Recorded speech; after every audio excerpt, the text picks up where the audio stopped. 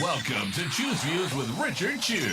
Get ready to dive into a world of insightful conversations and thought-provoking discussions. As progressives, our job is to have an all-inclusive, full-on assault with all of our players. A show that focuses on moving our political, social, economic, gender, and cultural conversation forward. And all of our players means all of our players. It's Choose Views. And now, here's your host, Richard Chew. Good Thursday morning, political fighters. Welcome to the August 13th, 2026 edition of Choose Views. 773-763-9278 is the number. Find my show on Facebook Live, TuneIn, Radio, and YouTube. And, of course, we broadcast on WARR down in North Carolina and KTNF in Minnesota. Our radio partners, email me at richard@wcpt820.com and follow me on all the socials under Choose Views. Catch all of our shows by subscribing to our WCPT podcast on Apple Podcasts, Spotify, Amazon Music, and iHeartRadio. There you can definitely get Choose Views featured interviews. Joan Esposito, live, local, and progressive. Patty Vasquez, driving it home. It's Democracy Stupid with Edwin Eisendrath, Out Chicago, and our other great shows and interviews. And in the evenings, make sure you are checking out The Politics Bar, The Matt McNeil Show, and The Gailey Show. Boy, we have a lot of stuff over at heartlandsignal.com, and a lot of it is coverage from the elections that took place on Tuesday, the primaries. Almost at the midterms, but the primaries. But fresh off of her primary win, Minnesota DFL nominee for governor, also senator currently, Amy Klobuchar said, in Minnesota, trust is not given, it's earned. That trust comes with an expectation, which is results. Making life more affordable, I will be a transformative governor. So good luck to Senator Klobuchar in the general election. We will be pulling for her and doing everything we can to keep the message strong about her race and her role as governor. And maybe, who knows, we might surprise you guys, and she might be a guest on our show at some point in the next few weeks. We're trying. Also, fresh off of her primary win, Lieutenant Governor Peggy Flanagan slammed the GOP opponent Michelle Tafoya. Yeah, that's right. Slam her. Just body slam her like a defensive end would have to a running back during a football game that Michelle Tafoya was, broadcasting. Because you guys, she has no political experience at all. Period. She was a football announcer, celebrity, and now she feels that she can be governor of the state. No, sorry. That put a little time in first. But in any event, Peggy Flanagan slams her, meaning Michelle Tafoya's stance on immigration enforcement.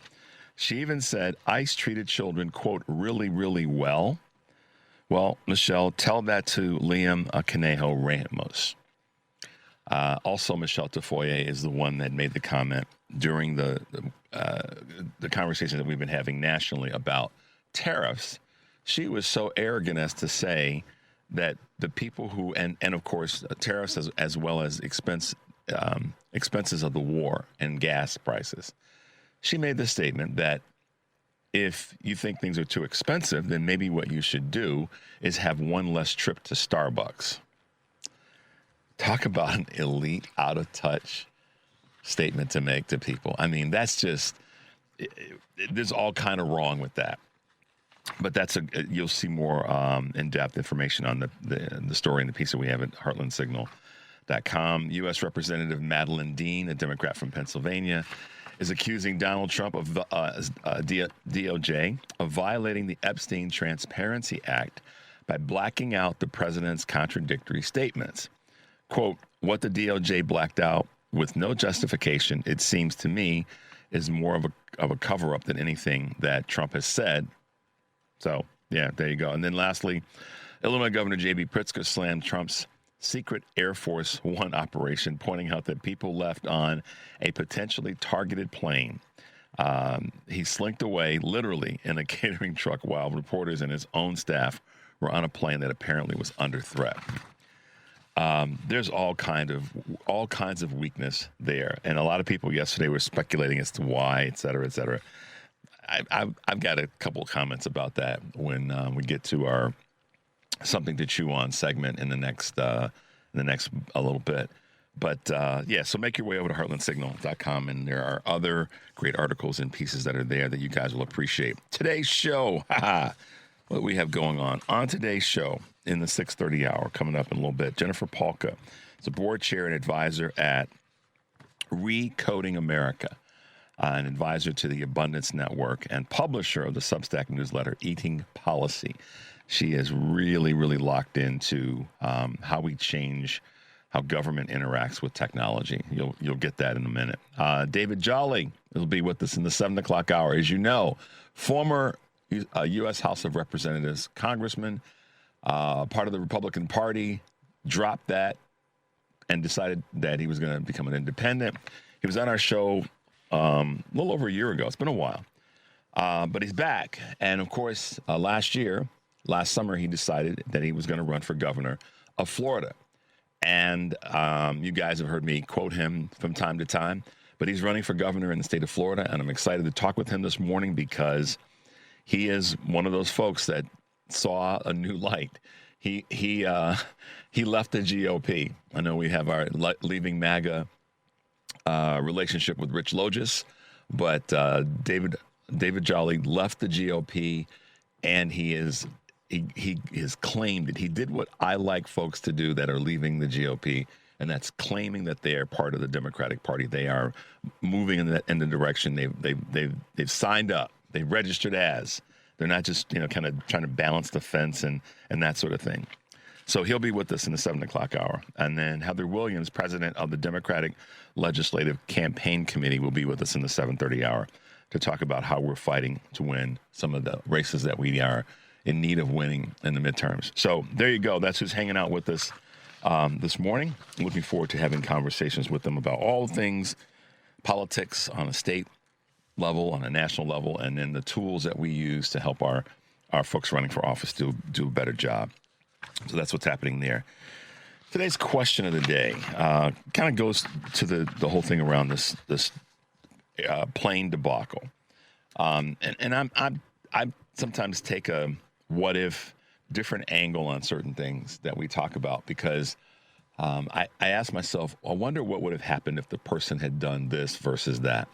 So you guys remember during COVID or after COVID, and since the show, one of the things that I've been saying is that it's very believable that had Donald Trump come out and been honest and transparent, which is the word I'm going to use when we get to our segment in a little bit, it's very possible if he had been truthful and transparent about COVID and how serious it was at that time, it may and told people to take a different route, to believe in the science, to wear a mask, to stay at home, to do all the things that the medical and scientific professionals were saying, that he may very well have gotten reelected because a lot of lives would have been saved and we would have approached it differently. And he would have, quote, won the war, or certainly hugely impactful on the war against COVID. But he chose not to be. He lied. He was not transparent. And as a result, he didn't get that love that maybe he would have gotten had he done it a different way.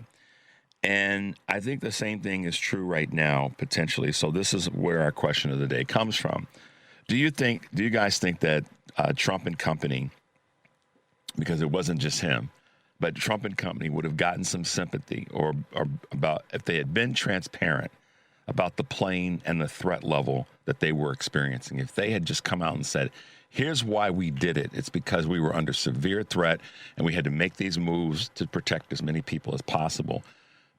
I don't think that would have gone over. I think that would have gone over well because it was the truth. If there was truly a threat, if he had come out from Jump Street and said, this is what's going on, y'all, we had to make some crazy moves, but we pulled it off and everybody is safe, then they wouldn't be getting all this hell right now for not telling the truth and being transparent. And he wouldn't look like the punk B word that he is. But I'll save this for something to chew on in a bit. But that's our question of the day. Do you think that Trump and company would have gotten some sympathy or understanding had they been transparent about the plane and the threat level that they were experiencing? Let us know what you think in that space, because I'm curious. I could be off way in left field, and you guys may have to reel me back in. But if that's the case, then I'll let you reel me back in. But I do want to talk about that because I believe that it's something that I don't think a lot of people are looking at it from that perspective. But you know me, sometimes my brain goes around the corner and says, well, let's look at it from this angle just to see. So let us know. With that being said, we will take a quick break. The number is 773-763-9278. I'm Richard Chew. Keep it locked in. We'll be right back with more of Chew's Views.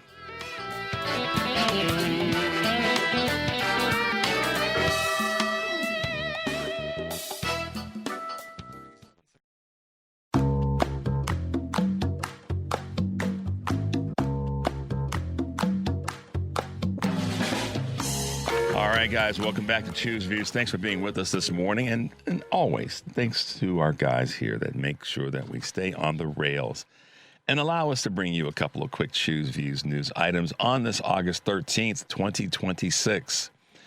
Why apartment hunters are paying to see, quote, hidden inventory. New York City landlords can't pass broker fees onto renters anymore under the Fairness in Apartment Rental Expenses Act. But that likely pushed more apartments out of public view, according to Bloomberg. It profiled one renter who paid a broker $4,000 to browse a Brooklyn apartment she ultimately snagged at 60% under market rate. Inventory has dipped monthly since the law was passed, and June inventory, which usually sees a busy season jump, fell 31%. The FAIR Act gave renters upfront relief, but some may pay more in the long run. Very interesting story. Global oil demand plummets as stockpiles shrink, according to the International Energy Agency. Sparked, of course, by the war in Iran, the global production shortfall is expected to reach 1.8 million barrels.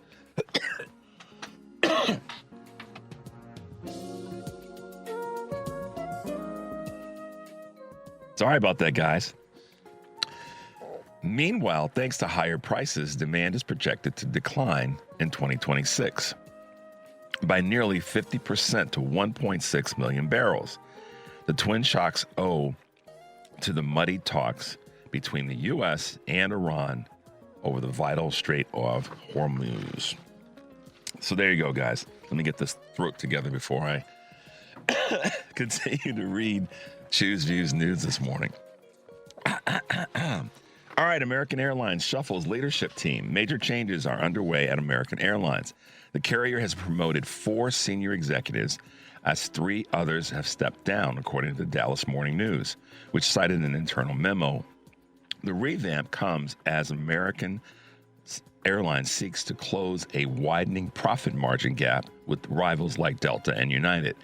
Per the outlet, American CEO Robert Isom called this, quote, a defining moment and emphasized the company's mission to bolster the customer experience, engagement, and operational reliability.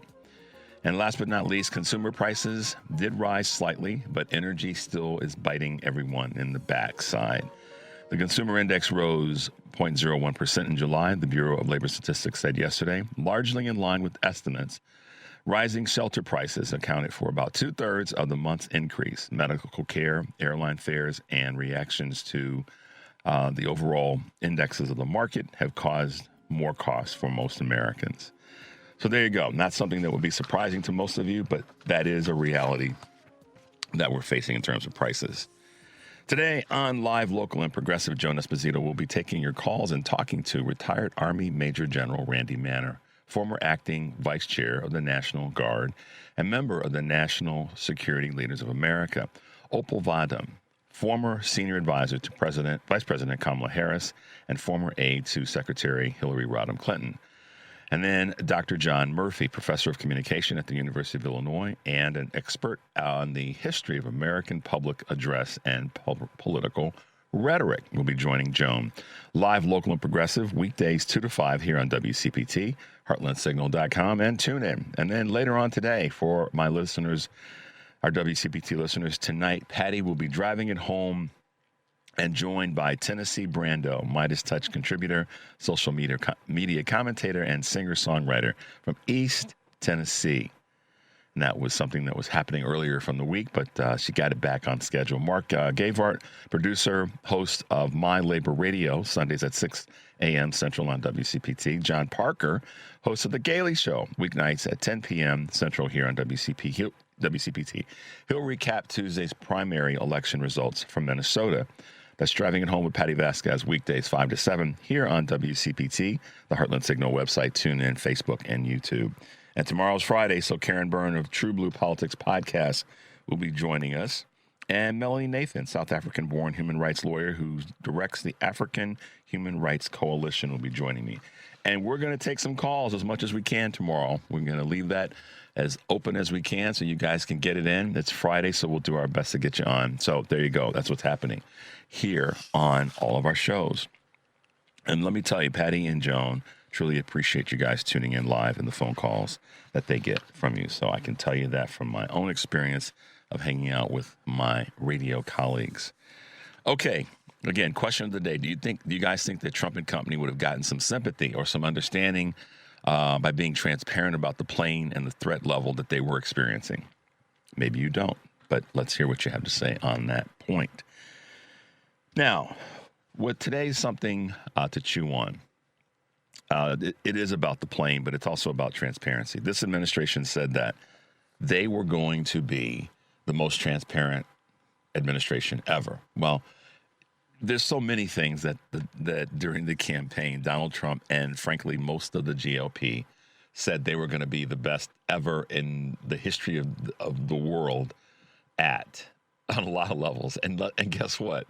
The only one that they've succeeded at is making people's lives worse. And they didn't say they were going to do that, so that just goes to prove that the opposite is correct. They didn't say they were going to make everybody's lives horrible, but there were some people running for office that said that would probably happen. Kamala Harris did say, if he's reelected, this is what's going to happen. She was spot on. Just like Hillary Clinton said back in 2016, we've talked about this a number of times. But what they did say is that they were going to be the best of everything. Everything was going to be wonderful and perfect and all the rest.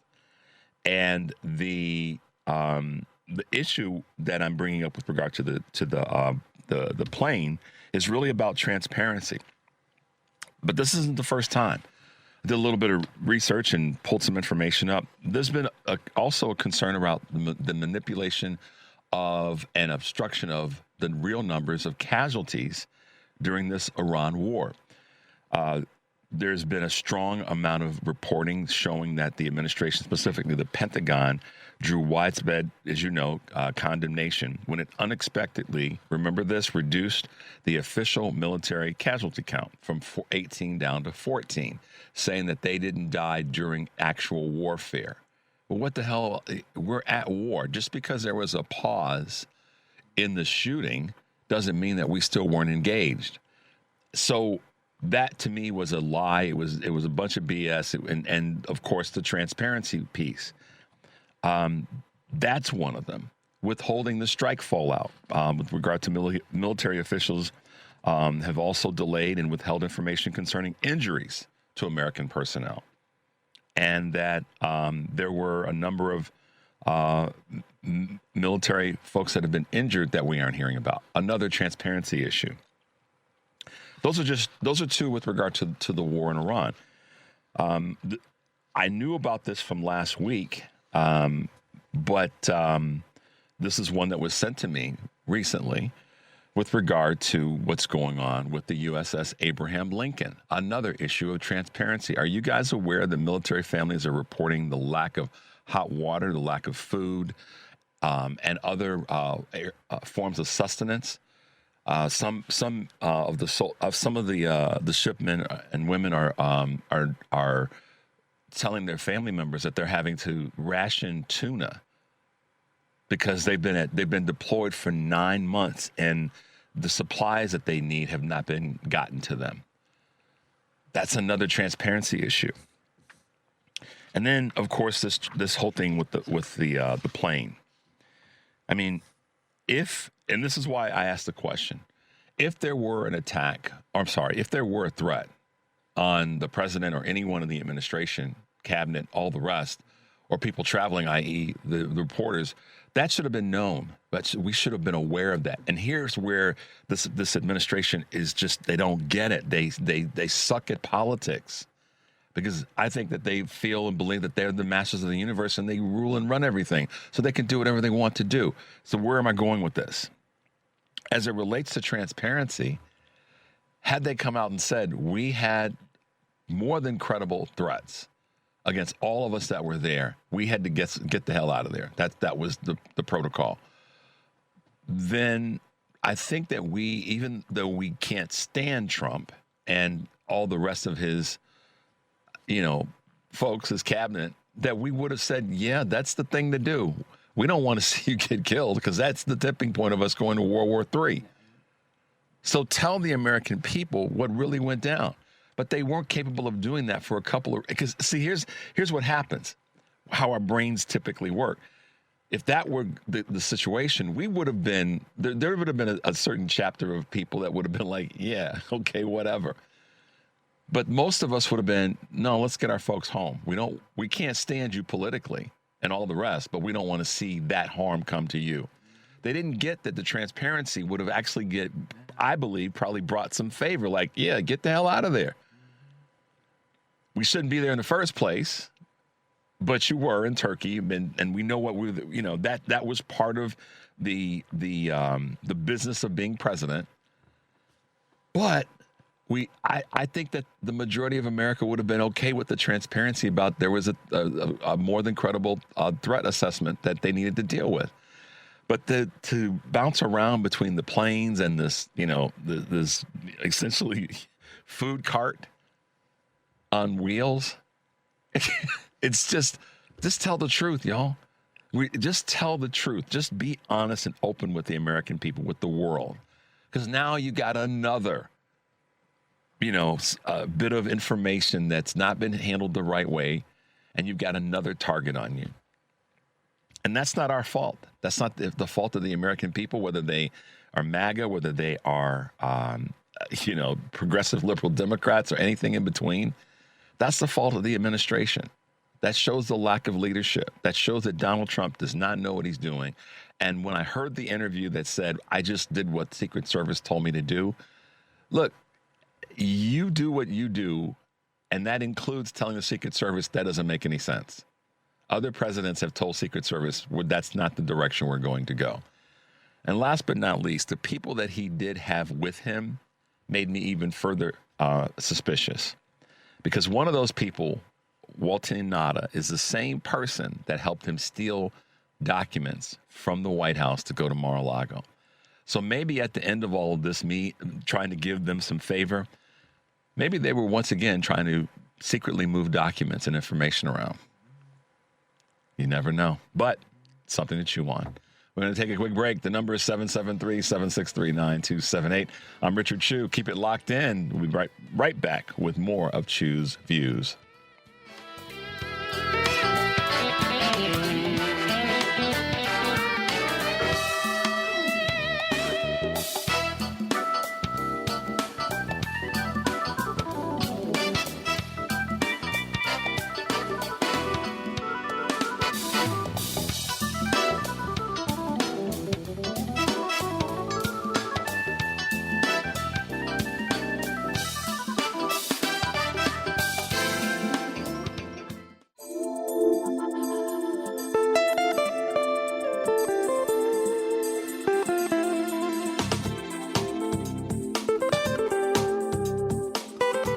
Welcome back to Chew's Views, guys. Thanks for being with us this morning. The smart people always land their plane on WCPT and certainly on my show. And Recoding America and Jen Pahlka have been another one of those leading voices to help us better understand how our government can interact with processes, how DOGE is not as good as real efficiency. And with us this morning is Jen Pahlka. Good morning, Jen, and welcome to Chew's Views. Hello, good morning. Thanks for having me. Absolutely. Well, I don't pretend I know stuff that I don't know. So I'm the guy that raises their hand and said, teacher, can you slow down a little bit? Can you go back and cover that paragraph again? Because I didn't quite get it. And I know you're going to test us on it. So I may as well ask now. Help us understand who Jennifer Polka is and Recoding America, what that's all about, so we can talk a little bit about how it ties to where our economy is right now. Sure. I'm somebody who kind of fell into this understanding that, I was working in the tech industry, and everyone kind of kept saying, like, why don't we have like the best that the tech industry has to give on the things that matter most, like public services? So I kind of fell into the world essentially of government reform over the years, saying, you know what, it's not just the technology that is behind. That's what we see. We see the website that's broken, and therefore there's a big long line at the office because people can't sign up, online. What's behind that is that, like, government basically was built after the Great Depression to fight World War II. That's when we had sort of, the New Deal and this big expansion. And our government still runs that way. It worked very well back then, but the world has kind of moved on. So I'm kind of the person who's going, let's update government for the modern era, because it really matters to people and their daily lives to get the services that they need. But it also really matters to democracy, because when people think that democracy doesn't work, right? Like, I'm not getting the benefits, or I can see that we are less secure as a nation, they don't believe that democracy will work, and they vote for elected leaders who also don't believe in it, and that's a real problem. And they throw more sand in the gears to make it actually work less efficient than it already is less efficiently working. If I could put those words together and not stumble over them, you can. And so yeah, they want to push the snowball down the hill of inefficiency versus, let's come up with ways that are going to be about our vision for the future and allowing us to say, okay, we've got some issues, but let's acknowledge them, let's address them, and let's work to make them better. I think about the often used phrase definition, the industrial age, and I think World War I. Yep. Or we even go further back in post-enslavement, and then we get into World War I in terms of big, massive things that happened that were shifts to the nation. Then we get to World War II, and like you just said, after that, there was this huge opportunity, and we made huge strides. And then we get to the Korean War, and I always think about our progress as it relates to wars. Why I use those as defining points is because technology has oftentimes been part of us being in a war. And then after that, there's been such an opportunity to learn more about what we could have done better in fighting that war and better in serving humanity. Tell me how you see that, or if you see any correlation there. Well, the thing about wars is that they are a crisis, and suddenly you have to move fast. And one of the big problems with bureaucracies is that they move too slowly until that crisis hits. And so I completely agree. Wars are times when our administrative state, so to speak, will change quickly. Now, I'm not sure that's quite happening in the current war, which is a little bit of a problem. But if you think about it, like the Great Depression was the same thing. It was a crisis that forced change. And it really said, we're going to have to take care of people in this country in a way that our government isn't set up to do yet. Let's build a government that can meet the moment. And I think that that's the moment we're in, that has something to do with war, but really more to do with crisis. Like, people have sort of lost faith, I think, in government. But I think it's great to go back to those times and say, no, right now, I think people feel like government can't meet the moment. And it's not just like the website doesn't work right now. It's like, we know that AI is going to take a bunch of jobs and that things are going to get worse. There are more and more climate crises. This war could spill over and we could be in a real global conflict. We could have another pandemic. Is the government set up to actually meet that moment and serve the needs of people? I think when people feel like right now it isn't, that's fair. But what I want them to go back to is the time in our history when it wasn't prepared then, and we built the infrastructure that it needed to actually deliver. I think we can do that again. It'll look really different from what it looked like in past crises. in some ways, we've just built up a lot of stuff that needs to get sort of right-sized or streamlined or torn down so it can move faster. And that, in a way, sounds like the opposite of what happened, coming out of the Great Depression and World War II, where we put a lot of stuff in place. Now we're going to have to sort of take some stuff out. But it is the same size of problem and the same reason to do it, which is like, at the end of the day, that's what government's for, is to meet the needs of the people.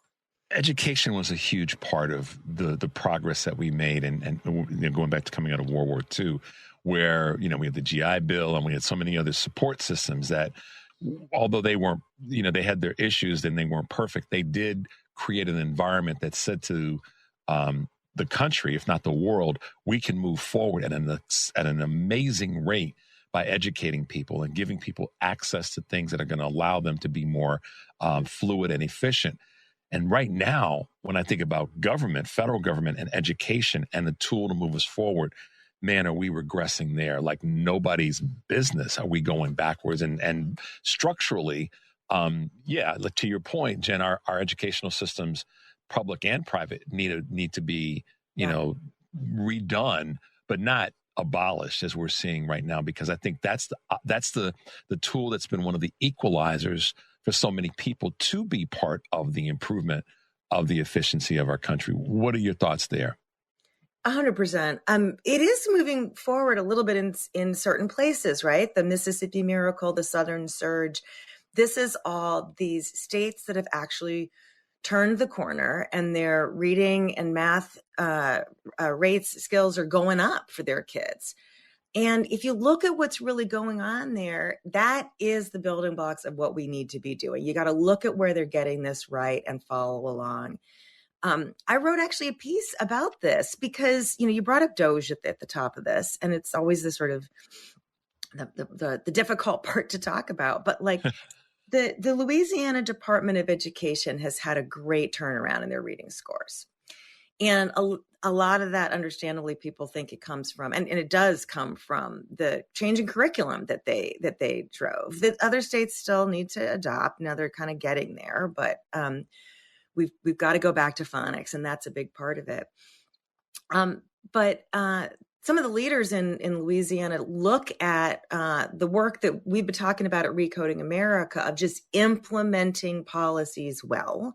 They call what they've done there creating a real implementation chain, so that they're getting everybody from the state Department of Education down through the districts and the principals, all the way down to the teachers in the classroom, aligned around a vision. And vision is sort of a abstract word, but they mean it like very literally. Like, you should be able to say what it looks like when you walk into a classroom there. What is it that kids are doing? They're not just copying things down. They're doing real reading comprehension. They're not just, doing multiple choice, answers. They're explaining to you how they got that answer. Everybody in that chain can explain. That's the kind of work that you really want to see. And the kind of uncomfortable thing is they actually cut the staff of the Louisiana Department of Education by half because it was incoherent. They had too many people doing too many things, asking the district administrators and the principals and the teachers to just do all of these different things. And what they really needed to do was say, this is the one thing. And that's the kind of cuts that DOGE should have done, that create coherence and clarity in a public sector system, in this case, education. Unfortunately, that's not what they did, but it's, we want to talk about that because, DOGE has given the kind of, changes in the public sector kind of a bad name. We do need changes. They just need to be the kind that Louisiana Education Department did. Well, and the other thing, too, I think when you were describing that, the first thing that came to mind with me, and oftentimes it does when it comes to change, is what's the leadership, who's the leadership, and what's the vision? Right. And clearly, Louisiana recognized that they didn't have those in alignment with what the body politic needed. The people who were, quote, in charge of DOGE certainly didn't have that. Their goal was not to move us forward, in my observation and reading about them. Their goal was to simply tear things down and to move systems away from who they were actually helping. So there was no congruency with what we like to believe the country is sort of standing for when it comes to being efficient. They were just, kind of a wrecking ball. And as we go forward, yes, we have to acknowledge that we have these challenges, and that too many people in the kitchen trying to get something done, the turkey's going to get dropped on the floor eventually. And that's what Louisiana did not do. They recognize some of y'all need to go. And it's not because we don't like you, or maybe not even that you're not good at what you're doing, but you don't fit the leadership's vision.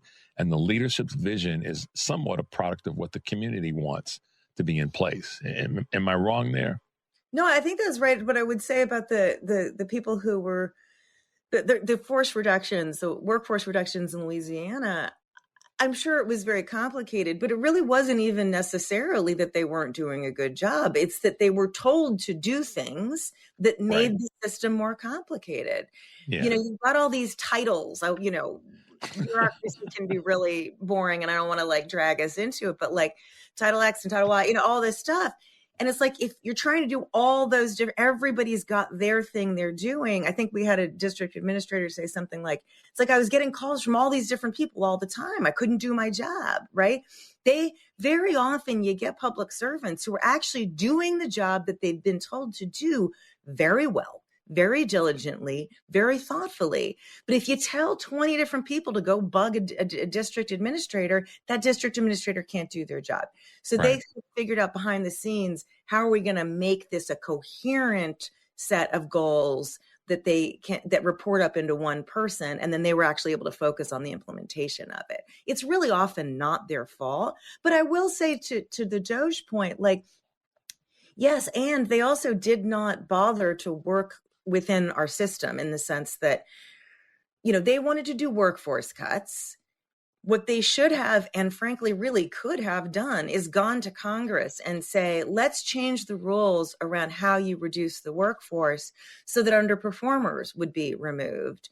And instead, they didn't. They just went out there and did it. So I know all these amazing leaders in federal government who had just hired, say, 20, 30 great people who were doing amazing work that were actually changing how government works to be better. They were forced to lay all those people off. And the handful, it's not a lot, but the handful of folks who weren't doing the job that needed to be done, that were stuck in an old era or taking advantage of the system, there are some of them.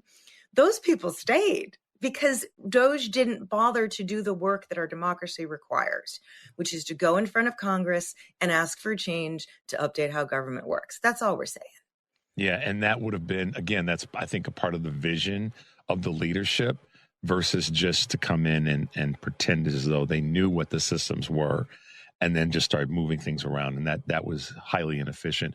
Jen, let's take a quick little break. When we come back, I want to talk a little bit about some of the things that you've done on a local level that you've written about and how you see those being things that can be implemented in different parts of the country.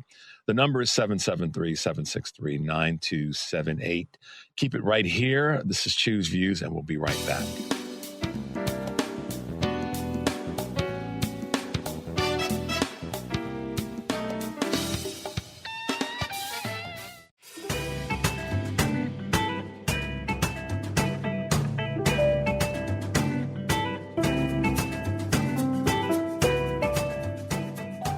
Hey guys, welcome back to Choose Views. Thanks for being with us this morning. Jennifer Palka, who is one of the leading voices when it comes to don't just change stuff, have a plan.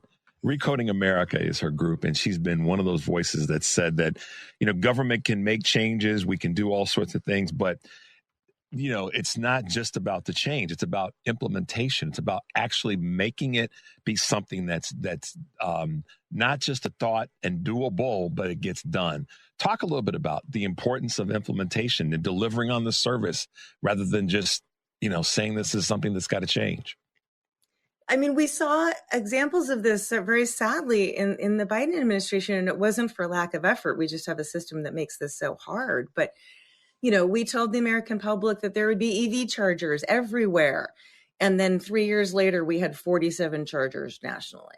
That is intention running into a very sclerotic system that has too many policies and procedures and a leadership that needs to get its head around the fact that changing that environment has to be a priority, not just saying we're going to have those, those EV chargers or the broadband that was promised. And I think that, a lot of Democrats coming out of the Biden administration really see that now. And they say that's got to be a top priority, because when you promise something to the American people, you ought to deliver it, because when you don't, it's not just the party that they get mad at, it's democracy itself. Yeah, and you were saying earlier about the people feeling that in some ways government doesn't work, or democracy, and then as a result of that, democracy becomes threatened. You had a really interesting thing recently in terms of North Carolina and what they're doing there. Talk a little bit about that, if you can. North Carolina is really leading the way in saying, to meet the public's needs today and in the world that's coming at us, which, gosh knows what it's going to be like, but it's probably going to have some drama and crisis in it. We need the best public sector workforce that we can have. And they looked at their policies and procedures, and they're very, very outdated. They just didn't really make a lot of sense, really, for anybody. And they're one of the first places to say, as you were talking about just a second ago, like, we can talk all we want about the what we want out of government, but if we don't have the how to get there, then we're just making empty promises. And so they set off on a journey to reform their civil service system. And they've now passed a pretty comprehensive law. It was signed into law by a Democratic governor, but proposed by head of the legislature, who's a Republican. They have a split legislature, and this bill was unanimously approved. So everybody in the state wanted that. And that's what we're seeing really everywhere, is there's enormous cross-partisan convergence on these issues of the how. Everywhere from, the most progressives to pretty far right, actually. And a lot of folks in the center are going, this really benefits everyone. And North Carolina is kind of at the head of getting that work done. Now, what they've done is to state what should change, and now they have to actually do the change. So their implementation will take a while, and it's going to be a lot of work. We're right there with them to help on it, as we were on writing the law. And, what they're hoping to see really is that they can serve the public better, because they're better able to hire the right people and manage their workforce. Streamlining that has, again, I go back to vision. I go back to looking down the road. I have a very good friend of mine who's a business consultant, and he's been a professional coach of mine for probably almost 2 decades now. And in so many ways, one of the best things that I've taken from my time with him and learning better how to build my life professionally and personally is to see the end and work backwards, blaze a path backwards to where you want to be, to where you want to be from where you are, and then the other direction. Now, how does that relate to what we're talking about?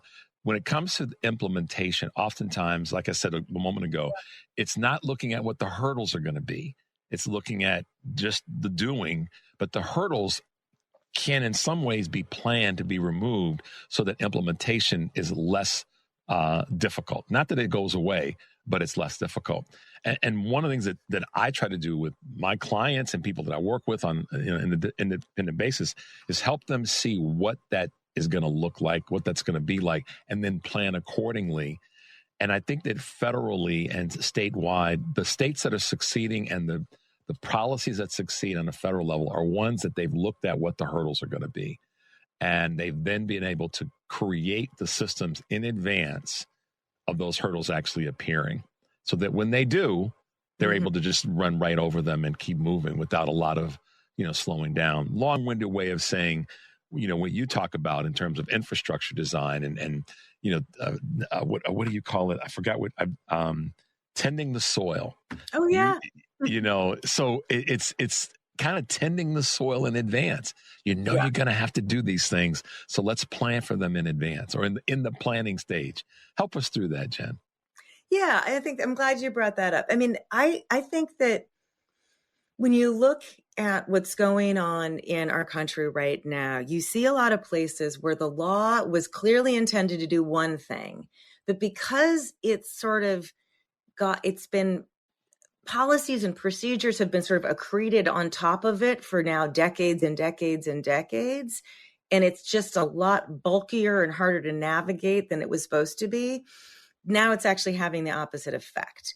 Mm-hmm. And so I'll give you a clear example. If you care about green energy in this country and a transition to a green economy, you know that the National Environmental Policy Act from 1970, NEPA, is actually keeping us from building that green energy, because even though what the authors of that law intended was just very, very lightweight. My friend Mark Dunkelman says those authors of that bill thought that 2 bureaucrats should kibitz once a year about what But it never says, let's look at every project. But now, because of court cases and all this stuff, you have every project reviewed, an average of 4 years, sometimes much longer to review them, thousands and thousands of pages. And these clean energy projects that would take carbon out of the atmosphere, or not take it out, but keep us from putting carbon in the atmosphere, which is what we need to do to protect the environment, aren't getting built. So it's having the opposite effect that was intended. And we have to go figure out how to prune that. So I talk about really our need as just citizens to think about the role of our electeds, not just as folks that are going to plant seeds in a garden. And those would be like, of course, the laws that they promise they'll pass if you elect them, because we assume that those laws, those seeds are going to grow into plants that provide shade or fruit or flowers for the public. And, that's why we'll get elected. But the reality is that those seeds are not growing the way that we hoped it would. And if you're a gardener or you've ever been, you know that planting seeds is like one tiny, tiny percentage of what you do. What you're doing is weeding out the old stuff, making sure the soil pH is right, making sure your irrigation system works, tending the soil so that the ones that you want to grow are going to grow. And I think that's what I mean about the how of this. If NEPA needs to be pruned a little, that's the work that we need to do, not just promise that we're going to have a green energy transition, but go to the actual gardening, get your hands dirty, pull out those weeds, put in the fertilizer, whatever it is we need to do. You can't just promise the seeds. You got to work the soil. And as citizens, as voters, we need to tell our electeds that's their work. Get your hands dirty, pull out those weeds, and give us a system that can actually deliver on what you're promising.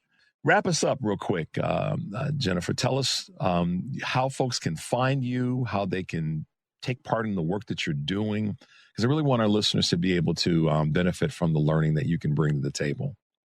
Well, I'll just end by saying, if you're upset about what DOGE did, remember that we have a federalist system. And so states and municipalities can do the work of government reform in ways that are much more consistent with, people's values. And, you should be encouraging your local government or your state government to do that work the right way. So that would be my call to action. You can follow me on my Substack. It's Eating Policy. I won't explain the name. It's not about food policy, but it's about how culture eats policy. And recodingamerica.org is the organization I work with. We're doing structural government reform at the state and federal level. And I would love to come back. This was super fun. It will be more fun. We'll do this again because, as I've said so many times, Jennifer, if there's anything I do with my show is to be able to inform people with the experts and the people that are subject matter specialists like you are. So thanks for taking some time to be with us and be on Choose Views. I really appreciate it. Thank you. All right. Talk to you soon.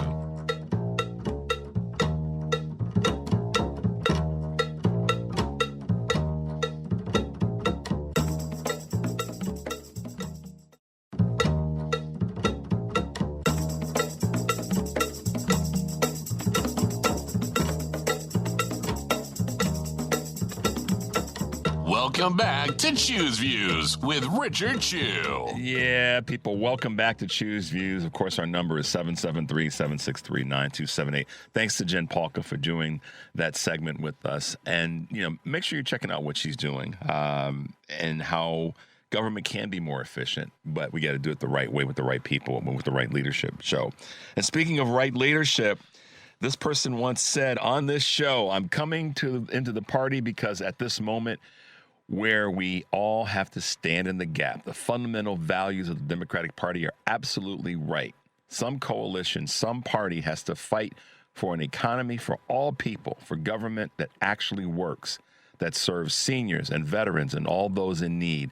And some party has to create a community where everyone is embraced and lifted up, regardless of who you worship or who you love or where you came from. Those are the words of former Congressman, former Republican, former Independent, now Democrat running for governor in the great state of Florida, David Jolly. Good morning, David, and welcome back to Choose Views. Hey, great to be with you this morning. It's been a while. Yes, it's been a while. Thank you for having me. Oh, man, it's been too long, as the Anita Baker song lyrics are. Been too long. But it is so great to have you back. I was listening to our segment the last time you were on last year, and I was chuckling about how much you and I laughed at each other about the things that we were talking about when we were laughing at this craziness that's going on. And you have been one that's done the thing that I don't know if it's hard. Maybe you can describe it. But David, what's it been like for you to go from having been essentially a centrist Republican and move to the middle, then move to being independent, to then becoming a real Democrat? You signed up. You said, okay, this is what I'm going to do. What's that actually been like, both personally / professionally? Talk to us about that. Yeah, it's a great question, and throw in the fact I'm running for governor of the third largest state. And when we spoke last, I was just trying to convince people it might be possible.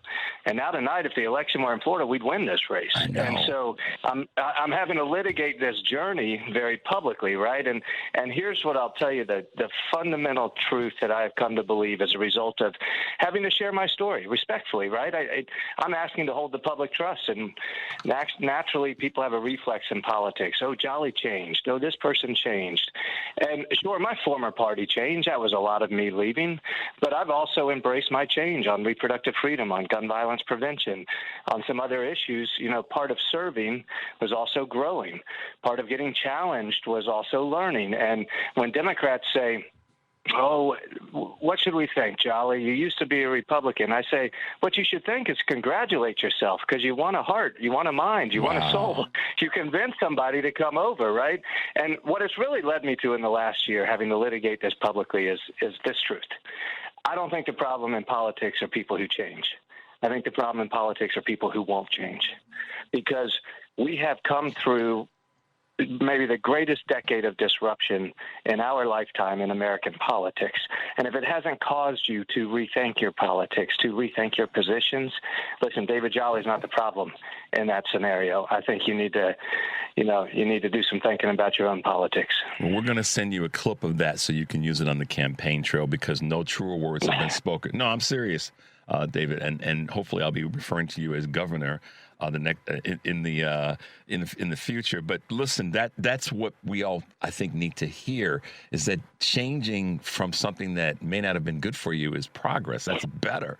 It's better for you as an individual, meaning we as individuals, and it's better for those around us. And everything that we touch it gets better, because we said, oh, wait a minute, that's not. I can't keep doing that because I'm just running around in a circle.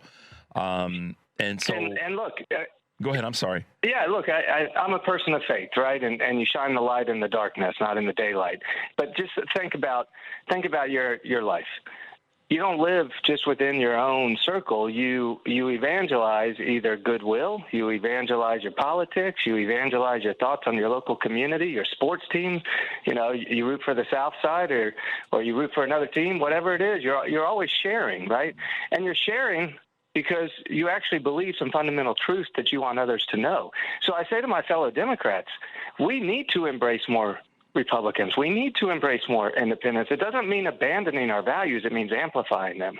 The values you read, that the economy should work, government can do a little bit better, and everyone's rights should be protected.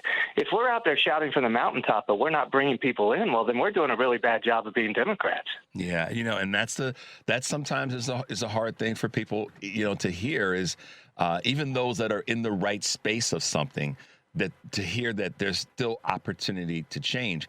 One of the things that happens with me on the show every now and again, David, is I'll criticize our party and say we can do better on X, Y, and Z, or this person that's running for office or holding office should consider X, Y, and Z. Not because I'm just hating on them for the purposes of hating on them, but I want them to do better. I want their wings to span and to be able to bring more and more and more, because this game is about addition. It is not about subtraction. And clearly you and I are sharing in this moment, we're both reaching back to our Baptist upbringing. Well, you're describing my 8 years at MSNBC. Let me tell you, when I started with the network, I was a Republican. I just left Congress, and I thought, all right, I'm going to share some truths that the MSNBC audience never gets to hear. Well, you quickly realize that if you cross the audience, it's not effective. Right, the pastor who tells you you're going to hell, maybe they could scare 1 out of 10, but usually people turn around and walk away because they don't feel the love. But what happened at MSNBC is I started to realize with the audience, the conversation needs to be around opportunities missed, often for the Democrats or for the progressives. And this was true, in the 18 cycle. I had left the Republican Party, but Democrats didn't want me. Democrats were having their own family conversation. It was the AOC and Squad cycle, and Republicans weren't welcome. Biden tried a little bit, and then I give great credit to Kamala Harris, who included Republicans and independents at the convention. My wife walked out that night and said, I think I'm a Democrat. Well, speaking of your wife, how are you guys holding up with regard to this campaign and all the work that goes into that? This is different than running for Congress. So how are you guys as a family holding up? I appreciate that question. Our kids are 7 and 5. So the good news is they found the resiliency gear. They're out of diapers and not on social media. So, we just got $25 million dumped on our head where my opponent's running a trans ad, and our kids, they're not even, they don't get exposed to that. So that's fine. I'll tell you, though, what has been interesting in this race is my wife and I went to our first congressional race. It was the most expensive race in congressional history at the time. It was a district that Obama won twice. I won it twice as a Republican. We had to move. We had all the garbage on TV. It was vicious. And so now our attitude is like, they spend $25 million on a trans ad, and I'm like, is that all you got? Because this is JV hour right now for Byron Donalds and Republicans. So we're good. I appreciate you asking. Look, we knew as parents, if we get through this with our kids, in the right place and in the right space, then we've done our part. I was talking earlier in the show about the leadership in any venue that we're in is about, oftentimes it's about vision and seeing the end and then working backwards. And, right now, what you are representing, and I think this is why what you said about bringing people to the party is so important, is because you're representing how we can be. I'm of the mindset, David, that with all of our foibles as a country, all of our, mistakes and all the things that are wrong and systemically have been wrong for centuries, that we still have to remain aspirational. And I think that's one of the reasons why people who may have been part of different parties are trying to figure out where do we go wrong, but then how do we get back together so that we can move our country forward. And you're really doing a great job of representing that right now. Well, look, I appreciate that, and I want to say something very respectfully. I found my home in the Democratic Party. I'm a proud Florida Democrat, not a reluctant one. But I say it's not my job, this race, to save the Democratic Party. It's not my job to referee the family conversation. My job is to win the governorship of Florida and to demonstrate that I can lead with Democratic values that win hearts and minds. And when we do that, it strengthens the party. And the reason I talk about values, and you mentioned them in your opening read, I talk about values before policies. Values that I think are rooted in democratic tradition, from FDR to JFK to Obama and so many others, but values that are so much bigger than our party, values that have contributed to the strength of America, particularly since World War II. The first is that the economy should work for everyone. Now, I don't condemn success. I congratulate it. God bless you. Let's keep the economy roaring. But the economy is not working for everybody, and we know it. People are going without health care. They're losing their homes. They can't afford to live in the communities in which they work. Real wages aren't keeping up. The second value is that government can do a little bit to improve our lives. I'm happy to look to the private sector first. We should. But the private sector is never going to educate every kid, make sure every person has health care, make sure the insurance market provides affordable coverage for natural disasters. We need government to do some things smart. And then the third value is basic. Whether you're rooted in faith or Jefferson's natural rights of man, everyone's rights should be protected and their dignity celebrated, regardless of the color of your skin, where you were born, who you love, or who you worship. That's values. Right. 3 values. The economy should work, government could do its part, and everybody's rights protected. Democrats should celebrate, from progressives to the last blue dog standing. But if you're the independent or Republican, that's our message for you too. And you know it's true. In a moment where the nation's broken and divided and our leaders are telling us to hate each other, all we're saying is let's work together to get the economy working, government doing some things better, and making sure government stays out of your life and protects everyone's rights. That's right. it. That's not a Democratic agenda. Those are our values. That's an American agenda. And the values part is what makes it different. David, let's take a quick little break and come back and talk a little bit more about the race. You got it. The number is 773-763-9278. I'm Richard Chu. Keep it locked in, because when we come back, we'll be talking more with gubernatorial candidate in Florida, David Jolly. I'm Richard Chu. We'll be right back.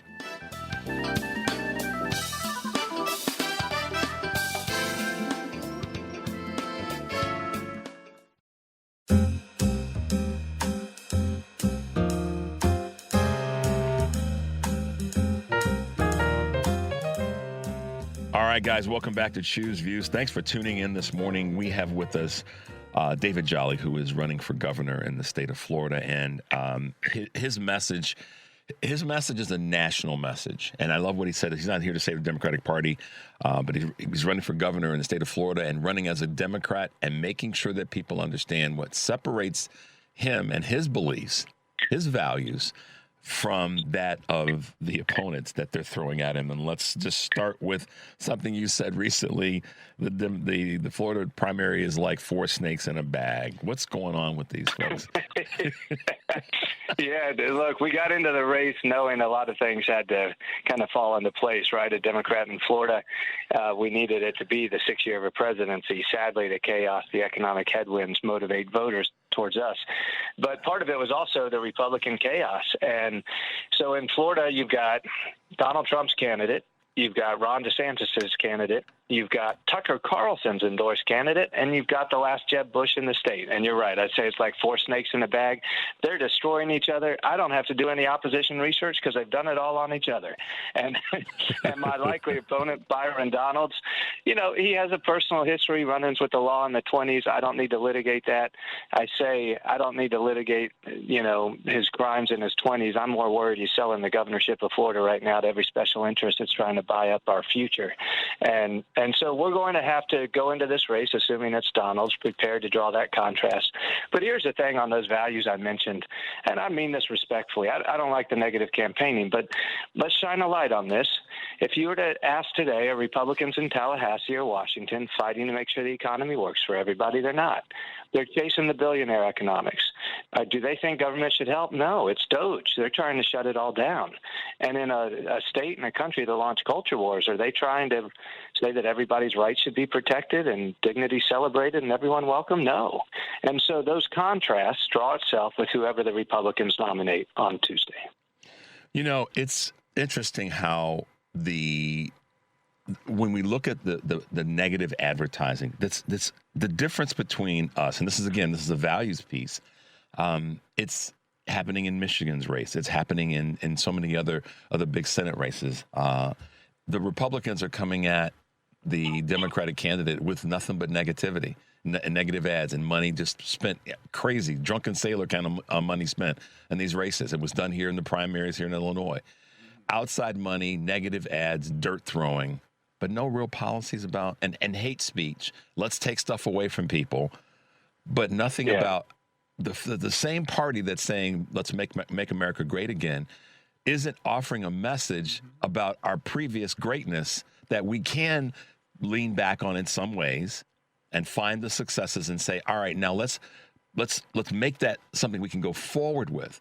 Our party I guess that's why progressive ties well with us, is about let's go forward. And I appreciate what you're saying about not needing to relitigate what happened to him and the beating Byron Donalds in the past. Let's talk about the future.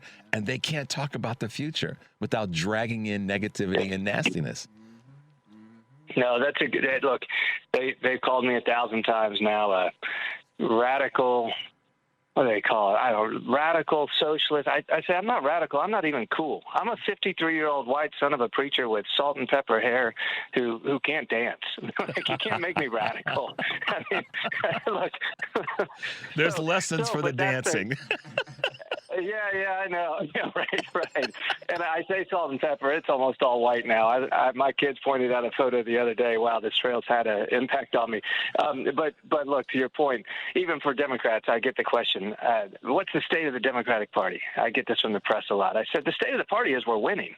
And we're not going to litigate winning. We're just going to keep winning. Don't ask me if we're going left or right. We're going forward. I mean, those values, whether you're in New York, Florida, Kentucky, California, New Jersey, Virginia, Illinois, we're all fighting for those basic values. Republicans are the ones trying to divide us and throw up this garbage on TV, and it's because they don't have answers, right? And I will readily admit, right, where the private sector has the answers, I do think that's smarter economic policy. But we know, as I mentioned earlier, the private sector is not going to solve everything. Since World War II, we've had this blended capitalism where we invest in public education for everyone. We provide access to health care, at least we try to, for unsubsidized individuals and families. We step in with public-private partnerships for affordable housing. Government has a role because it strengthens our economy, not because it's a handout. And so we often litigate in our mind what are political chapters, but they're really economic chapters. And we're in a moment of an economic chapter where that K-shaped recovery is calcifying. More people are falling behind than ever before. People are living on the margins, and the private sector is not going to solve it. Well, Republicans have thrown themselves on this altar of what is the role of government, and they've looked past how we actually help people's lives. And so in this era, yes, I think we need to do more. Republicans say no, and that's going to be a question. But they know that their answers are unpopular, so they yell about the trans community. They punch at the trans community, and it's ugly because they're taking an issue that for many Americans is a newer issue, right? It's okay to acknowledge this is a new issue for a lot of people. But what they're doing is, in the confusion of many American minds, they're actually punching down and dividing us and engaging in really ugly politics instead of extending liberty, which has been the foundation of our American experiment, to recognize that everybody deserves the same rights. Everybody deserves the same respect. Everybody deserves the same dignity. Mayor Johnson here in Chicago, Mayor Brandon Johnson, we had our 20th anniversary for WCPT last May, and he was there. He said something that I've repeated a whole bunch of times. We as Democrats have the opportunity like never before to take back and reinstill our humanity. And I think that's, and he got criticized for that. You know, obviously from the Republicans here in Chicago as well as in the state and all the rest. But that's the truth about it. And you're talking about that. Let's take back our humanity. Let's own that. Let's recognize some of our past failures or things we can fix and make the country better. And by doing that, we are then not being dictated our message and what our values and what our beliefs are. And it's just great to hear you talk about that. Let me ask you about something that I know that you're dealing with as it relates to what's going on with ICE. You know, here in Chicago and in other parts of the Midwest, Minneapolis, and others that our show is broadcast on, we've dealt with that. But you know, you're literally a southern border coastal Gulf state. What's going to be your stance when it comes to abolishing ICE? Yeah, I grew up in Miami during the Mariel boat lift when we rounded up Cuban refugees and we put them in the Orange Bowl behind a chain link fence. The mayor of Miami said at the time, if we don't welcome the refugee, we might as well throw the Statue of Liberty into the East River. And he was exactly right.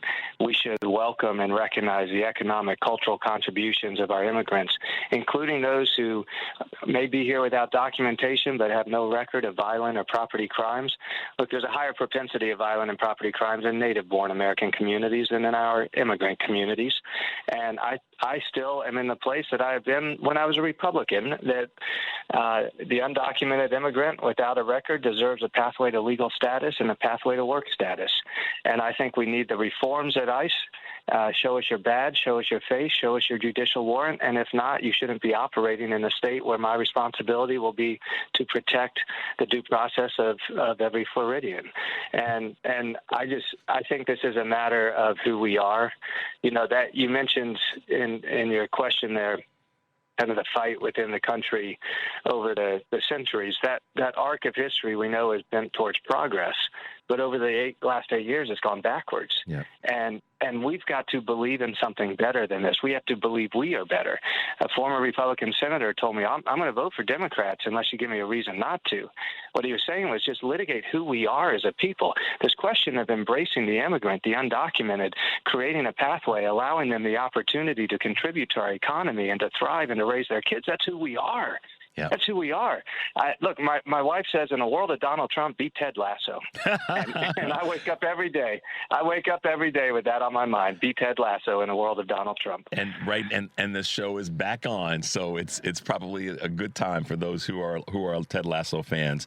That's right. There's so many great. That's a conversation for another day. But listen, there's so much I want to talk to you about, and I'm so glad we were able to do this segment this morning. But I don't want to run out of time.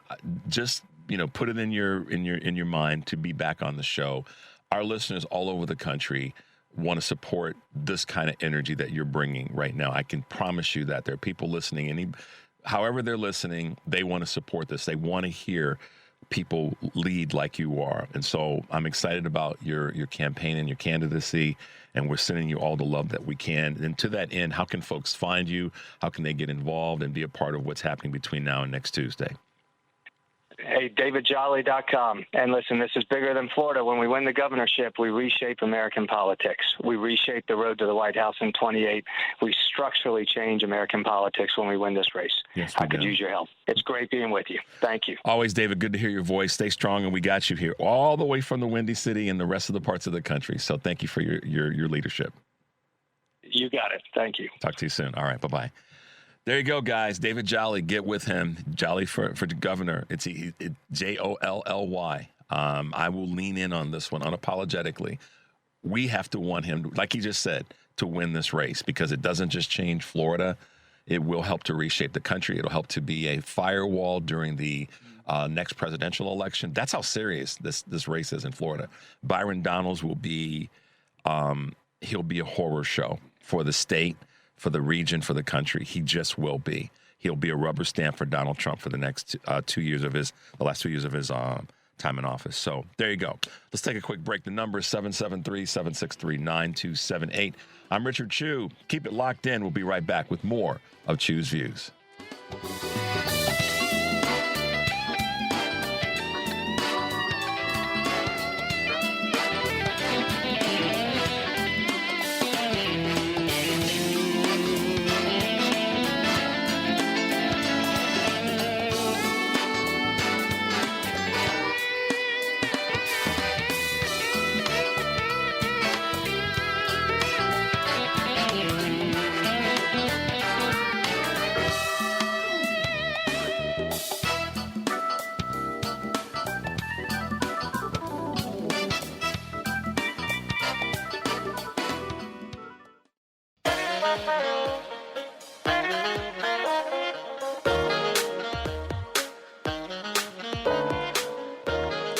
All right, guys, welcome back to Chew's Views. I'm Richard Chew, if you're just tuning in. And I see that big smile from our next guest, who's making sure that our leadership has the support that they need and that we are doing everything we can to win state majorities and hold them. Heather Williams serves as president of the Democratic Legislative Campaign Committee. I love me some acronyms, Heather, but every now and then, yours is one you got to say slowly, because if not, you will run over yourself trying to say it the right way. Tell me you haven't had that happen to you before, even telling folks where you're from. It is so long and so many syllables, and it is early. So good morning, everyone. I'm so happy to be here. Oh, it's good to see you again. Good to hear your voice. You may have heard the previous segment. We had David Jolly on, who's running for governor, of course, in the great state of Florida. Former Republican, sort of an independent centrist, and then said it's time for me to join the team and do it the right way. that to me is when I've talked about, people going the full mile when it comes to Republicans that have become Democrats or left the Republican Party. The full mile for me is signing up for the new team, and he's done that. Talk a little bit about what you see there, but also kind of meld that into your responsibility with the DLCC.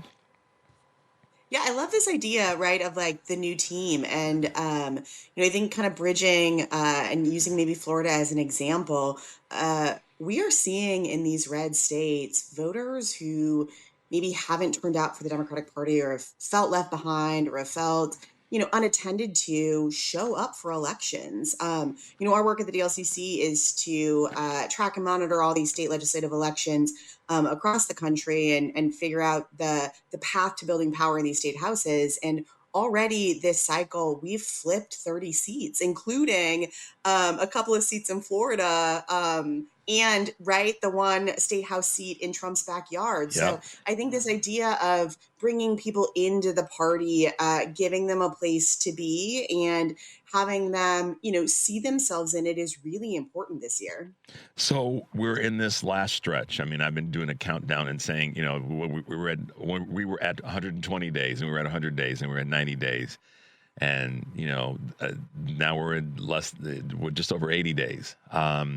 So what's the outlook? I mean, you obviously can't predict the future, but you certainly can use current events and things that are happening as a way of measuring where we're headed. What do you see and what are you hopeful for?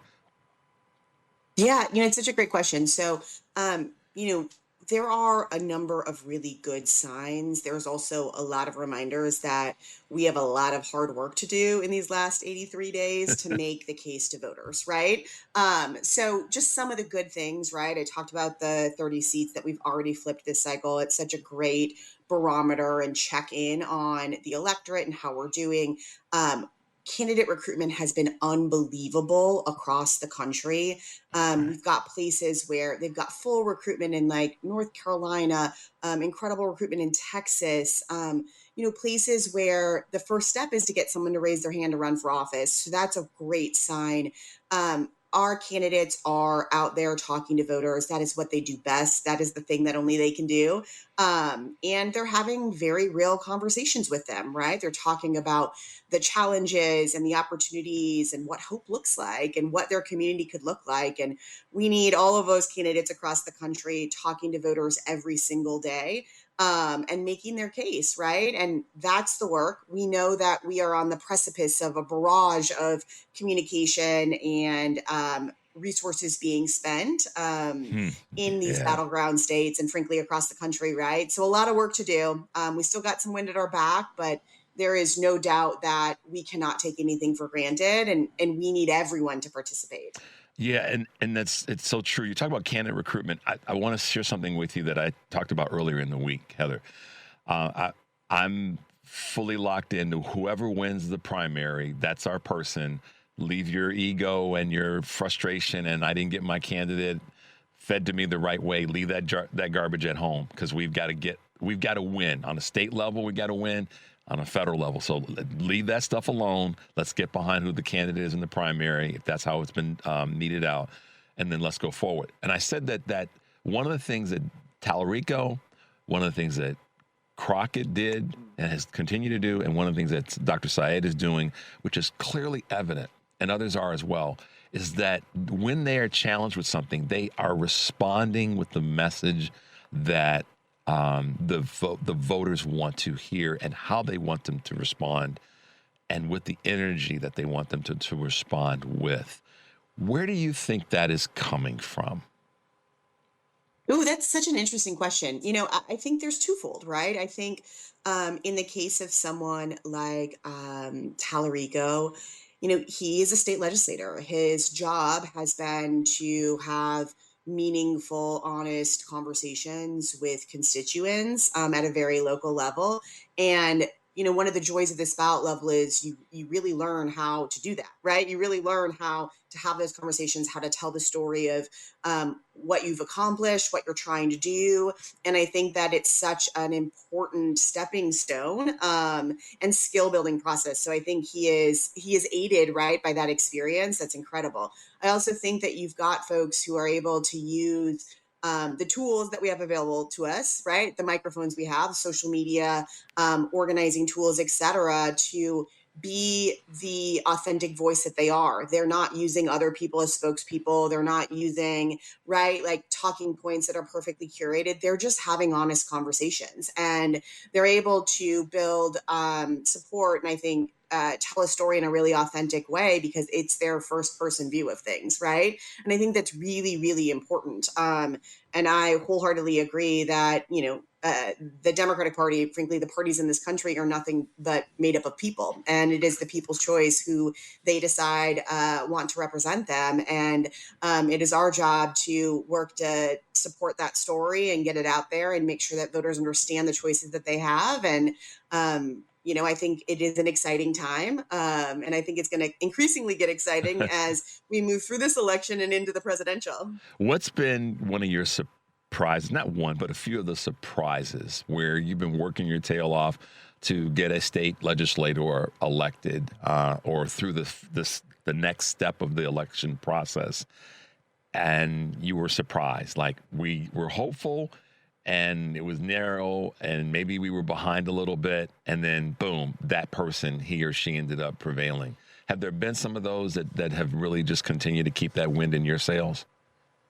Yeah, I think there's a lot of those stories. I think, being reminded of what can be accomplished when they get into office is also incredible, right? New Mexico has such incredible stories about how they are using state government to support people in their communities, access to childcare, great schools, so many good things. But I think the other thing that's been really exciting this year, for me anyways, is the progress is being made in red states. This is important both for the long term as we think about what happens in the post-census redistricting process, right? When we identify where the new districts will be on the other side of the census and new maps are drawn for the next decade. And we understand that there is, deep population shifts, particularly into the South.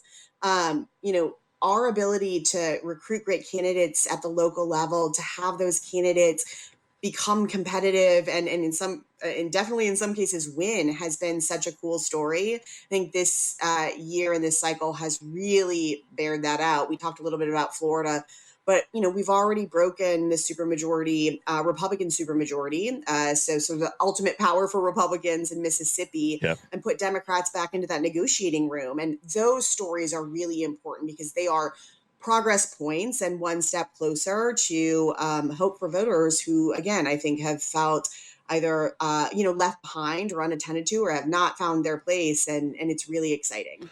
Dr. Dupree down in Mississippi has been a guest on the show, and he's one of those folks in Mississippi that helped break that fever that they've had for such a long time in a state that has such a large African-American population. To not have the representation on a state level, certainly on a federal level that's needed, it's just unacceptable. So thank you for the work that you guys and your team have put in to make those kinds of things happen. It means a lot. And a lot of times people don't understand. I mean, I think the nation got a lesson last summer with the redistricting attempt in Texas. A lot of people didn't realize, and it's just unfortunate, conversation for another day about our educational system, that the state legislatures are at the table when it comes to redistricting. And that, that's so important that we have as many trifectas as we can, or as a balance of the two chambers on a state legislative level. Just share a little bit before we go to our break about why that's so important, that people understand that state offices make such a difference when it comes to this conversation around redistricting.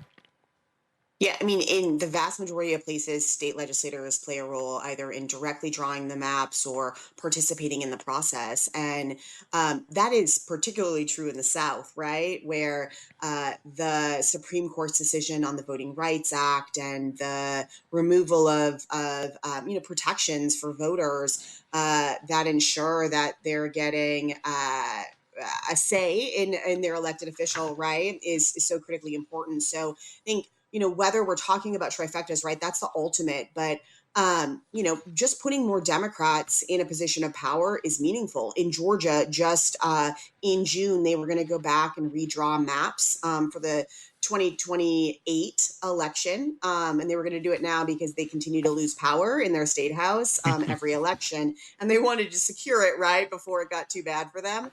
But the truth is that with a Democratic coalition and a few Republicans, they were able to block that.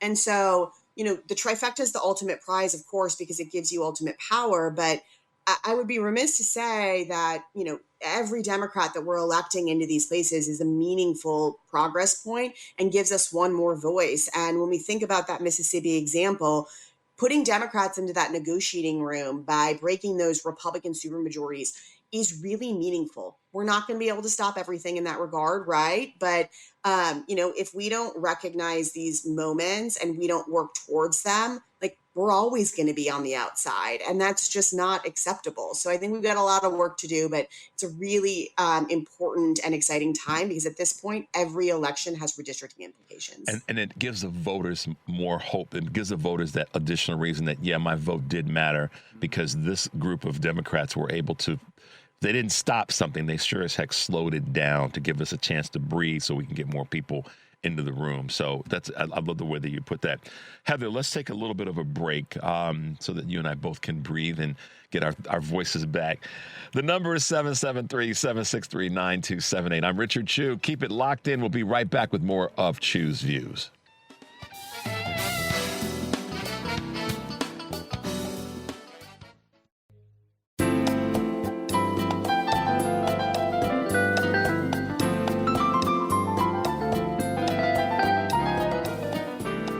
Guys, welcome back to Chew's Views. If you're just tuning in, I am hanging out with Heather Williams, who is the head of that group that's got a lot of syllables and a long acronym. It's the Democratic Legislative Campaign Committee. Heather, so there are some races that you are targeting, you and the organization is targeting with energy, with effort, with conversation, and with money. So let's talk about the races. And I know there's a bunch of them, but, you're looking at your whiteboard in the conference room and you're saying these are the ones that, right now we got to be laser focused on. What are those races? There are 19 state legislative races in just a handful of states that would create 6 new Democratic majorities and 4 new trifectas. We're talking about, a scale at about level that is very large, but a handful of seats that are really meaningful, right? And if folks are interested in, learning more about the targeted races in states that are really important, we've got a whole list of them on our website at dlcc.org. We're constantly refining and updating that. We want to make sure that folks understand, what's happening in their backyard and that this ballot level and the power implications of this election are really made clear and people know who's running for office. The awesome thing about this ballot level is that these are everyday people raising their hand to do something extraordinary, right? And it is really exciting to see that happen and to get involved and to know that you can have an opportunity to really communicate with this candidate or this elected official and really have a important conversation. So lots of really exciting things. It's like picking your favorite kid, right? Like how do you pick your favorites? Because I'm really excited about the opportunities. And I know that they're really great. What are the candidates who are in those races saying to you are things that they need? Or, well, let's start with that. And then I have a supplemental question to that. Yeah. One of the greatest things about this election and one of the greatest challenges, right, is that these races are nested within other important races. So if you think about, there's a really important Senate race in Michigan, there's an important governor's race, there's a bunch of important congressional races, and our state legislative seats, our state Senate seats, and our state House seats are all nested right underneath that. And so, we're constantly competing for people's time and attention and resources. I just mentioned, like, these candidates are often first-time candidates. They're raising their hand to run for office, doing the really difficult thing. They are everyday people, right? They are, leaders in their communities. They are not billionaires, and they are fighting for attention at a ballot level that is, resourced differently, and that looks a little bit different. And so that is one of the greatest opportunities challenges is just building that name ID and making sure that these candidates are, again, on the doors, sort of in the community, talking directly, but also that we've got a mechanism to scale their story and their communication so that folks know what their choices are when they get their ballots. The supplemental question that I wanted to ask has to do with the voters, and what are you hearing from candidates that are the big 2 or 3 items that the voters want candidates to really lean into, whether that be on a state by state basis or regional. What are you hearing is the thing or the few things? Yeah, if I kind of put an umbrella on it, right, or over it, I should say, it is the kitchen table issues, right? It is how do I afford life, right? How do I be the best version of myself in today's America, right? Healthcare prices, healthcare access, energy prices, energy access, good quality schools, right, that are going to help our kids succeed in their future. And then we get, right, like very, very local issues, communities that are talking about, what it might mean to bring a data center into town, or what it may mean to create new jobs, what it may mean to support schools that, are maybe on the verge of consolidating. How do we give people good access to parks and, all the things that are really rich in our communities? So I think what we know this year and what we've seen this entire election cycle, is that voters want their elected officials to be dealing with the issues that are their responsibility, right? Yeah. They don't want them in these culture wars. They don't want them making up fake issues. Like, they literally want results and progress on the things that matter, and that the things that will help improve their lives, the lives of their community members, and, the job that is government. And that's, I think, really important. And I feel like our candidates have done such a great job of sticking to that and really being focused and meeting voters where they are on that, and having, incredible discussions about, how do you solve for those problems? What is possible? So it's good. I feel really clear about where we're at with that. One of the things that I had on my mind earlier when we're talking about, I mentioned Talerico, I mentioned Dr. Syed, is that their ability to quickly respond to criticisms or commentary and all the rest. And I said that one of the things that I believe that both of them have, which so many of it seems as though Democrats who are running good campaigns on a national level or on a state level, is that they're listening. They're really listening. Sometimes we all can get caught up in listening with what's going to be the next thing we're going to say. And, that's just human nature. But it seems like some of the candidates on our side are truly listening to, like, what did that person just say to me? And how is that person really being impacted by that which is around them in their environment? Tell me what your thoughts are there. I think you're right? Like, we are in a place where, we are delivered so much individualized information, right? We get, our own access to all kinds of things that come to us directly on our phones, right? It's very personalized. It's very individualized. And, in the best moments, you feel, sort of accommodated, you feel heard, right? Like, in the worst moments, you feel followed, right? But I think in that, it has created, right, a real desire, right, to be heard. And I think in some moments, right, that can feel like we are very individualistic, right? And what we're looking for is someone to solve like my problems. Hmm. And I think that that is true in some cases, but I think the bigger picture is like we see ourselves as representative of the communities that we live in. And if I can fight for the thing that I see, like it's going to help us all, right? Right. And at the core of it, like people still care deeply about their communities. When it gets personal, right? When it gets local, people are there to defend and have those conversations. And it is the sweet spot of this ballot level. But I also just think like, some of the discussions about how do we meet people where they are, how do we meet voters and constituents where they are, how do we tell the story of the successes and the progress that we've made and make it tangible for them. Hmm. Our communication mechanisms have changed so much, right? And what we expect from them have changed so much. And it is absolutely necessary that we meet people where they are. And I think you've given two great examples, right, of people who are really able to do that. They are in charge of their campaigns and their messaging, and it is authentic to them. They are delivering it firsthand. No one is giving them the right words to say. And I think that that is also a really important sort of piece of the puzzle. Yeah, because we heard so much in recent years, recent election cycles on a national level and local level, all the rest, that it felt as though Democrats were too scripted, that they weren't coming from the heart, and they weren't bringing the real response based on how they really feel about an issue, and I think that that those two and others as well certainly have been able to capture that and speak honestly, speak transparently, and all the rest. As we wrap up, Heather, and always great to talk with you, and I know we're going to do this again sooner than later. Tell our audience what I like to do is how can folks get involved and get be a part of the success that you've built and be able to help us win more state elections, state legislative elections, as well as the federal work that we're putting in.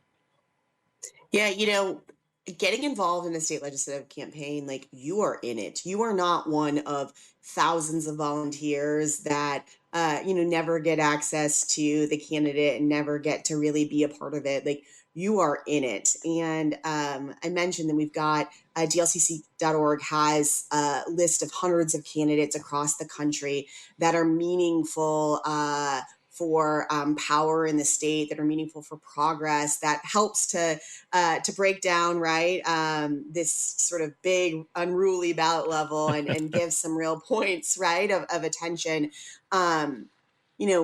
This ballot level not only does incredible things inside of the state, it also has a deep impact, as we were talking about, on redistricting, on the path to the presidency, on the power and impact of our governors. So whether you care deeply about the federal level or the state level, this is such an important ballot level to get involved. And, resources are short, right? And by resources, I also just mean time and attention. And any little thing that you can do is incredibly important and impactful, and it will go such a long way. So head to dlcc.org. You'll find a candidate I'm confident that will excite you because there are so many of them. And we appreciate it all. Absolutely. Heather, I know you will, but we look forward to having you back on this show again and keeping your message going forward and just being able to ring loudly all the things that we can do as Democrats to have continued success throughout the country. So thanks for being with us this morning. Really appreciate it. Thank you. I always love our conversations. It's so great. I can't wait, I should say, to do this again. And I hope to see you soon. We'll make it happen, Heather. Be well. Have a great weekend. All right. Thank you. All right. Bye-bye now. Wow. I love her energy. It's the energy that we've been asking for when it comes to Democratic leadership. I love David Jolly's energy and his clarity. That's the thing about him that I love. I just appreciate it on a big level. His clarity. He knows where he stands. It's sort of like what we were saying, Henry. Henry and I were talking about this a little bit off the air. When a person kind of reaches that point where they say enough is enough, and they go through a transformation. We all do, where it's like, all right, now's the time, and I have to make the rest of whatever I do have meaning. And I think that David Jolly has represented that. Also great with Jen Pahlka to have her talk about how our federal government, our government systems on a state level can do a better job. She cited what Louisiana is doing. So do me the favor, as always, guys. Get with all of our guests. Follow Jennifer Palka. Get with David Jolly and his campaign, and certainly support Heather Williams and the DLCC. Thanks to our team here. We're going to end it today. Stay tuned for the Stephanie Miller Show. Joan, Patty, everybody else that's on WCPT. And make sure you make your way over to Heartland Signal. I'm Richard Chu. Take a deep breath, y'all, and make your life count. We'll see you tomorrow.